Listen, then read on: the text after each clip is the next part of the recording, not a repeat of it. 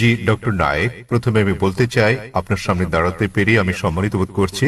Piece টিভিতে আপনার অনুষ্ঠান অনেক দেখেছি এবং আমি মনে করি আপনার নাম জানতে পারি? আমার নাম মহেশ উর্সেকার এবং আমি মুম্বাই বিশ্ববিদ্যালয়ের দর্শন বিভাগে পিএইচডির ছাত্র। আমার প্রশ্নটি কিছুটা টেকনিক্যাল। আমি জানতে চাই ইসলাম ধর্মে আত্মার ধারণাটি কি? আপনি জানেন ভারতীয় দর্শনে আত্মা ও মনকে আলাদা ধরা হয়েছে, অথচ পাশ্চাত্য দর্শনে আত্মা ও মনকে অভিন্ন বিবেচনা করা হয়। তাই আমার প্রথম প্রশ্ন হচ্ছে ইসলামে আত্মার ধারণাটি কি, এবং দ্বিতীয় প্রশ্নটি হচ্ছে দেহের সঙ্গে আত্মার সম্পর্ক কি? আপনার জানার মতে মৃত্যুর পর আত্মা দেহ ত্যাগ করে কিনা, এবং আপনার জানা এ জাতীয় অন্যান্য তথ্য। তাহলে এটি একটি দুই অংশ বিশিষ্ট প্রশ্ন।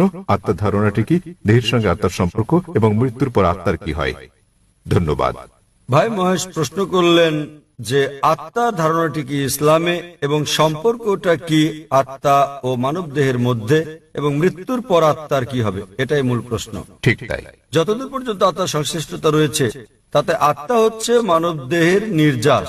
আল্লাহ সুবহানাহু ওয়া তাআলার অন্যান্য সৃষ্টির তুলনায় মূল গুরুত্বপূর্ণ বিষয় এটা। সর্বশক্তিমান ঈশ্বরের সৃষ্টি, মানুষের সঙ্গে তাদের বড় ধরনের পার্থক্য হচ্ছে এই আত্মা, এবং এটাই হচ্ছে সারাংশ যা একজন ব্যক্তির মৃত্যুর পরও থেকে যাবে। পরে এটা আলোচনা করব।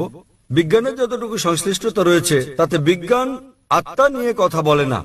এখনো বিজ্ঞান সে পর্যায়ে পৌঁছেনি যে পর্যায়ে পৌঁছলে আত্মার অন্তঃসার রহস্য উদ্ঘাটন করা যায়। তবে গবেষণা করা হয়েছে যখন কোনো জীব মারা যায়, উদাহরণস্বরূপ মানুষের সঙ্গে তুলনা করলে, যখন একটি প্রাণী মারা যায় মৃত্যুর পরক্ষণেই সেটির ওজনের কোনো তারতম্য ঘটে না। তবে যখন আমরা একজন মানুষের ওজনের বিষয়টি বিশ্লেষণ করি, যখন তার জান কবজ করা হয় এবং সে মারা যায়, তাৎক্ষণিকভাবেই তার ওজন কমে যায়। এর অর্থ হচ্ছে মৃত্যুর পর মানুষ কিছু হারায় যখন সে মারা যায়, কিন্তু বিজ্ঞান এখনো সে পর্যায়ে পৌঁছেনি যে পর্যায়ে পৌঁছলে আত্মা ঠিক কি তা বলা যায়। আত্মা হচ্ছে নির্যাস মানব দেহের।